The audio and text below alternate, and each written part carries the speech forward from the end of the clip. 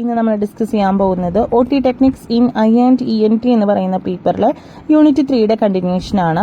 ഇനി നെക്സ്റ്റ് പറയുന്നത് nausea and വോമിറ്റിങ്ങിനെ കുറിച്ചാണ്. നോസിയ എന്ന് പറയുമ്പോൾ എന്താണ്, നമ്മളുടെ നമുക്കൊരു ഡിസ്കംഫേർട്ട് തോന്നുകയാണ് നമ്മളുടെ അപ്പർ സ്റ്റൊമക്കിൽ, എന്തെങ്കിലും നമുക്ക് വൊമിറ്റ് ചെയ്യാനായിട്ടുള്ള ഒരു ടെൻഡൻസി, അതിനാണ് നമ്മൾ നോസിയ എന്ന് പറയുന്നത്. It can be a symptom of many conditions ranging from common illness like food poisoning and influenza to more serious conditions such as gastrointestinal disorders and pregnancy അല്ലെ. Normally നമുക്ക് ഈ ഒരു നോസിയ വരുന്നത് ഈ ഒരു കണ്ടീഷനുകളിലാണ്.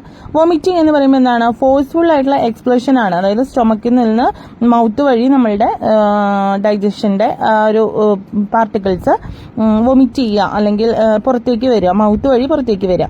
Okay, it is usually proceeded by nausea and can be caused by a wide range of condition. അതായത് നമ്മൾ നേരത്തെ പറഞ്ഞ പോലെ തന്നെ എന്തെങ്കിലും കണ്ടീഷനുകൾ, അതായത് ഇൻഫെക്ഷൻ ആയിരിക്കാം, അതും അല്ലെങ്കിൽ നമുക്ക് മൈഗ്രെയിൻസ് ആയിരിക്കാം, അതും അല്ലെങ്കിൽ മോഷൻ സിക്നസ് ആയിരിക്കാം, പ്രഗ്നൻസി ടൈം ആയിരിക്കാം, അതും അല്ലെങ്കിൽ നമുക്ക് എന്തെങ്കിലും കീമോതെറാപ്പിയോ അങ്ങനെ മെഡിക്കൽ ട്രീറ്റ്മെന്റുകളുടെ ആഫ്റ്റർ എഫക്റ്റുകൾ കൊണ്ടും നമുക്ക് ഈ ഒരു വോമിറ്റിംഗ് അല്ലെങ്കിൽ നോസിയ വരാനായിട്ടുള്ള ചാൻസ് ഉണ്ട് എന്നാണ് പറയുന്നത്. Nausea and vomiting can be caused by a wide variety of factors including എന്തൊക്കെയാണ്, ഗ്യാസ്ട്രോഇന്റെസ്റ്റിനൽ കോസുകളാണെങ്കിൽ ഇൻഫെക്ഷൻ ആയിരിക്കാം, ഇൻഫ്ലമേഷൻ ആയിരിക്കാം, ഒബ്സ്ട്രക്ഷൻ ആയിരിക്കാം, അൾസേഴ്സ് ആയിരിക്കാം. ഓക്കെ, ഇതാണ് കോമൺ ആയിട്ട് വരുന്ന ഗ്യാസ്ട്രോയിൽ വരുന്ന ഒരു ഏരിയയിൽ നമുക്ക് നോസിയയുടെയും വോമിറ്റിംഗിന്റെയും സിംറ്റംസ് അതുപോലെ തന്നെ കാരണങ്ങൾ. ഓക്കെ, ഇനി നെക്സ്റ്റ് പറയുന്നത് സെൻട്രൽ നെർവസ് സിസ്റ്റം വഴിയായിട്ടുള്ള എന്തെങ്കിലും കാരണങ്ങളാണെങ്കിൽ മൈഗ്രെയിൻ ആയിരിക്കാം, അതും അല്ലെങ്കിൽ മോഷൻ സിക്നസ് ആയിരിക്കാം, ഇൻഫെക്ഷൻ ആയിരിക്കാം, ഇൻക്രീസ്ഡ് ഇൻട്രാക്രേനിയൽ പ്രഷർ കൊണ്ടും നമുക്ക് ഈ ഒരു നോസിയ വോമിറ്റിംഗ് വരാനായിട്ടുള്ള ചാൻസ് ഉണ്ട് എന്നാണ് പറയുന്നത്. നെക്സ്റ്റ് പറയുന്നത് മെറ്റബോളിക് ആൻഡ് എൻഡോക്രൈൻ കോസസ് ആണ്. അത് ചിലപ്പോൾ നമുക്ക് പ്രഗ്നൻസിയുടെ മോർണിംഗ് സിക്നസ്സോ കാര്യങ്ങളൊക്കെ ആയിരിക്കാം. ഡയബറ്റിക് ആയിട്ടുള്ള ആളുകളിൽ നമുക്ക് ഈ ഒരു കണ്ടീഷൻ കണ്ടുവരുന്നുണ്ട്. ഇലക്ട്രോലൈറ്റിന്റെ ഇംബാലൻസ് കൊണ്ട് നമുക്ക് ഈ ഒരു വോമിറ്റിങ്ങിന്റെയും നോസിയയുടെയും ഒരു ഇത് കാണിക്കുന്നുണ്ട്. നെക്സ്റ്റ് പറയുന്നത് മെഡിക്കേഷൻസ് ആൻഡ് ട്രീറ്റ്മെന്റുകളാണ്.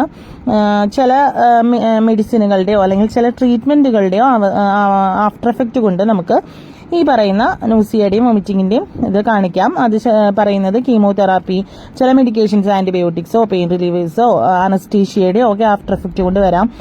അതേപോലെ തന്നെ ആൽക്കഹോൾ, എക്സസീവ് ആയിട്ടുള്ള ആൽക്കഹോൾ യൂസ് ചെയ്യുന്നത് കൊണ്ട് നമുക്ക് ഈ ഒരു നോസിയ വോമിറ്റിംഗ് വരാനായിട്ടുള്ള ചാൻസ് ഉണ്ട് എന്നാണ് പറയുന്നത്.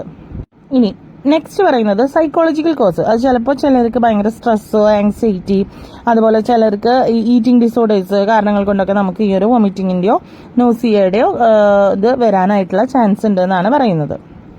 മിസലേനിയസ് ആയിട്ടുള്ള കോസുകൾ ചിലപ്പോൾ ഫുഡ് അലർജീസ് കൊണ്ടോ ടോക്സിനുകൾ എന്തെങ്കിലും നമ്മുടെ ബോഡിയിൽ കടന്നതിന്റെ ആഫ്റ്റർ എഫക്റ്റോ പോസ്റ്റ് ഓപ്പറേറ്റീവ് സ്റ്റേറ്റുകളിലോ നമുക്ക് ഈ ഒരു കണ്ടീഷനായി മിസലേനിയസ് ആയിട്ട് കാണപ്പെടുന്നുണ്ട് എന്നാണ് പറയുന്നത്. ഇനി എങ്ങനെയാണ് നമുക്കിത് മാനേജ് ചെയ്യാൻ പറ്റുക എന്നുള്ളതിനെ കുറിച്ചാണ്. ജനറൽ മെഷേഴ്സിൽ നമ്മൾ ഫസ്റ്റ് പറയുന്നത് ഹൈഡ്രേഷൻ ആണ്. Clear fluid, small frequent sips ആയിട്ട് നമ്മൾ അല്ലെങ്കിൽ ഓറൽ റീഹൈഡ്രേഷൻ സൊല്യൂഷനുകളൊക്കെ നമുക്ക് കഴിച്ചു കഴിഞ്ഞാൽ നമ്മളുടെ ബോഡി ഹൈഡ്രേറ്റ് ചെയ്ത് ഇരിക്കും എന്നാണ് പറയുന്നത്. നെക്സ്റ്റ് പറയുന്നത് ഡയറ്ററി അഡ്ജസ്റ്റ്മെന്റുകളാണ്. അതിൽ പറയുന്നത് എന്താണ്, ഫാറ്റ് ബ്ലാൻഡ്, അവോയ്ഡ് സ്പൈസി ആയിട്ടുള്ള ഗ്രീസി ആയിട്ടുള്ള ഫുഡുകൾ ആ ഒരു ടൈമിൽ നമ്മൾ മാക്സിമം അത് അവോയ്ഡ് ചെയ്യണം എന്നാണ് പറയുന്നത്. ചെറിയ ഇതായിട്ട് നമ്മൾ കഴിക്കുക, അതായത് ഒരുപാട് ഓവർഫിൽ ആവാതെ കുറച്ചായിട്ട് ഭക്ഷണം കഴിക്കാനാണ് പറയുന്നത്.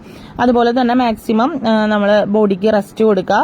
അതുപോലെ ഫുഡ്, അതേപോലെ സ്മെല്ലുകൾ, അങ്ങനെയുള്ള കാര്യങ്ങളൊക്കെ നമുക്ക് വോമിറ്റിംഗ് ടെൻഡൻസി വരുത്തുന്നുണ്ടെങ്കിൽ ആ ഒരു ഏരിയയിൽ നിന്നൊക്കെ നമ്മൾ മാക്സിമം മാറി നിൽക്കുക എന്നുള്ളതാണ് അതിൽ മെയിൻ ആയിട്ട് പറയുന്നത്. ഇനി മെഡിക്കേഷൻസുകൾ എന്തൊക്കെയാണെന്നുള്ളത് നോക്കാം.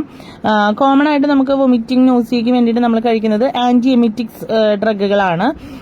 അത് കോമൺ ആയിട്ട് യൂസ് ചെയ്യാം. അത് ചിലരിൽ നമുക്ക് ഓരോ അസുഖങ്ങൾ അനുസരിച്ച് നമുക്ക് ആ ഒരു മെഡിസിനുകളിൽ വ്യത്യാസം വരാനായിട്ട് ചാൻസ് ഉണ്ട് എന്നാണ് പറയുന്നത്. അതിൽ ഫസ്റ്റ് പറയുന്നത് ഓൺഡൻസ്ട്രോൺ ആണ്. അത് കോമൺ ആയിട്ട് കീമോതെറാപ്പി, അതായത് ആ ഒരു കണ്ടീഷനുകളിലാണ് ഈ ഒരു മെഡിസിൻ കൊടുക്കുന്നത്. പിന്നെ പറയുന്നത് പ്രോമെത്തസൈൻ ആണ്. അത് നമുക്ക് മോഷൻ സിക്നസ് ഉള്ള ഒരു സമയത്ത് ഈ ഒരു മെഡിസിൻ ആണ് കൊടുക്കുന്നത്. നെക്സ്റ്റ് പറയുന്നത് മെറ്റാക്ലോപ്രമൈഡ് ആണ്. അത് നമുക്ക് ഗാസ്ട്രിക് മോട്ടിലിറ്റിനെ അല്ലെങ്കിൽ ഗാസ്ട്രോ ആയിട്ടുള്ള എന്തെങ്കിലും ഡിസീസുകളും ആയിട്ടുള്ളവരാണെങ്കിൽ അതിനെ ഹെൽപ്പ് ചെയ്യാനായിട്ട് സഹായിക്കുന്നു, ആ ഒരു ഇതിനെ ഹെൽപ്പ് ചെയ്യുന്നു എന്നാണ് പറയുന്നത്. അത് ആന്റി എമിറ്റിക്സിൽ വരുന്നതാണ്. സെക്കൻഡ് പറയുന്നത് ആന്റാസിഡ്സ് ആൻഡ് H2 ബ്ലോക്കേഴ്സ് ആണ്. അത് നമുക്ക് എന്താണ്, നമ്മളുടെ ഗ്യാസ്ട്രൈറ്റിസ്, അതായത് ഐറ്റിസ് എന്ന് പറയുമ്പോൾ എന്താണ്, ഗ്യാസ്ട്രോൾ വരുന്ന ഇൻഫ്ലമേഷനോ കാര്യങ്ങൾ കൊണ്ടുണ്ടാവുന്ന ഡിസീസുകളെ അല്ലെങ്കിൽ ആ ഒരു കണ്ടീഷനുകളെ നമുക്ക് മാക്സിമം അവോയ്ഡ് ചെയ്യാനായിട്ട് പറ്റും എന്നാണ് പറയുന്നത്. പിന്നെ പറയുന്നത് മൂന്നാമത്തെ പ്രോട്ടോൺ പമ്പ് ഇൻഹിബിറ്റേറ്റ്സ് ആണ്. അത് നമുക്ക് ആസിഡ് റിലേറ്റഡ് ആയിട്ടുള്ള കണ്ടീഷൻസിനൊക്കെ സിവിയർ ആയിട്ടുള്ള കണ്ടീഷനുകളാണെങ്കിൽ അതിന് നമ്മളെ ഹെൽപ്പ് ചെയ്യുന്നുണ്ട് എന്നാണ് പറയുന്നത്. ഓക്കെ, അതുപോലെ നെക്സ്റ്റ് പറയുന്നത് നോൺ ഫാർമക്കോളജിക്കൽ ആയിട്ടുള്ള അപ്രോച്ചസിൽ നമ്മൾ യൂസ് ചെയ്യുന്നതാണ് ജിഞ്ചർ, അതുപോലെ തന്നെ അക്യുപ്രഷർ, പിന്നെ പറയുന്നത് ആരോമ തെറാപ്പി. ഇത് മൂന്നും നമുക്ക് ഈ പറഞ്ഞ പോലെ ഗ്യാസ്ട്രോ റിലേറ്റഡ് ആയിട്ടുള്ള എന്തെങ്കിലും കണ്ടീഷനുകളെ നമുക്ക് മാക്സിമം കുറയ്ക്കാനായിട്ട് പറ്റും എന്നാണ് പറയുന്നത്. സ്പെസിഫിക് ആയിട്ടുള്ള സിറ്റുവേഷൻസ് എന്തൊക്കെയായിരിക്കാം? ഇപ്പോൾ നമ്മൾ നേരത്തെ പറഞ്ഞിരുന്നു പ്രഗ്നൻസി, കീമോതെറാപ്പി, മോഷൻ സിക്നസ്, ഇത് മൂന്നുമാണ് നമുക്ക് സ്പെസിഫിക് ആയിട്ടുള്ള സിറ്റുവേഷൻസ് എന്ന് കൊണ്ട് ഉദ്ദേശിക്കുന്നത്, ഈ ഒരു നോസിയ വോമിറ്റിങ്ങിന്റെ കണ്ടീഷനുകൾ. ഓക്കെ, അതുപോലെ തന്നെ life style and dietary adjustment എന്ന് പറയുമ്പോൾ നമ്മൾ നേരത്തെ പറഞ്ഞിരുന്നു ചെറുതായിട്ട് ഫ്രീക്വന്റ് ആയിട്ടുള്ള മീലുകൾ നമ്മൾ കുറച്ചായിട്ട് കഴിക്കുക. പിന്നെ എന്താ പറയുക, സ്പൈസി, ഫാറ്റി, ഗ്രീസി ആയിട്ടുള്ള ഫുഡുകൾ നമ്മൾ മാക്സിമം അവോയ്ഡ് ചെയ്യുക. മാക്സിമം ഫ്ലൂയിഡ്സ് ഡ്രിങ്ക് ചെയ്ത് ഹൈഡ്രേറ്റ് ചെയ്തിരിക്കുക. സ്ലോവ്ലി സ്ലോവ്ലി ഫുഡ് കഴിക്കുക. പിന്നെന്താണ്, സ്ട്രെസ്സിനെ മാനേജ് ചെയ്യുക, അതായത് മാക്സിമം റിലാക്സ് ചെയ്തിട്ടൊക്കെ നമ്മൾ ഇരിക്കുക. ഇതാണ് കോമൺ ആയിട്ട് പറയുന്നത്. പിന്നെ നമുക്ക് പറയുന്നത് ട്രാവൽ ആൻഡ് മോഷൻ സിക്നസ്സിൽ നമ്മൾ പൊസിഷൻസ്, അതായത് അതിൽ ഉദ്ദേശിക്കുന്നത് നമ്മൾ ചില ട്രാവൽ ചെയ്യുന്ന സമയത്തൊക്കെ സീറ്റ് കറക്റ്റ് ആയിട്ടൊക്കെ വെച്ച് ആ ഒരു പൊസിഷനൊക്കെ നോക്കിയിട്ട് ഇരുന്ന് കഴിഞ്ഞാൽ നമുക്ക് മാക്സിമം വോമിറ്റിംഗ് ടെൻഡൻസി അല്ലെങ്കിൽ നോസിയ നമുക്ക് മാക്സിമം കുറയ്ക്കാനായിട്ട് പറ്റും എന്നാണ് പറയുന്നത്. പ്രഗ്നൻസി ടൈമിലാണെങ്കിൽ നമ്മൾ eat dry crackers or toast, അതായത് ചെറിയ സ്നാക്കുകൾ ബെഡ് ടൈമിൽ, അതായത് മോർണിംഗിലാണ് നമുക്ക് പ്രഗ്നൻസിയിൽ വോമിറ്റിംഗ് ടെൻഡൻസി വരുന്നത് അല്ലെ. അപ്പോൾ ആ ബെഡ് ടൈമിൽ തന്നെ നമ്മൾ ഫുഡ് ചെറിയ സ്നാക്സോ എന്തെങ്കിലും കഴിച്ചിട്ട് നമ്മൾ ബ്രഷ് ചെയ്യാനൊക്കെ പോകുന്നതിന് മുൻപ് തന്നെ ഫുഡ് കഴിച്ചു കഴിഞ്ഞാൽ നമുക്ക് മാക്സിമം ഒരു ഗ്യാസ്ട്രോ ബുദ്ധിമുട്ട് ഒഴിവാക്കിയിട്ട് നമുക്ക് വോമിറ്റിംഗ് ടെൻഡൻസി കുറയ്ക്കാൻ പറ്റും എന്നാണ് പറയുന്നത്.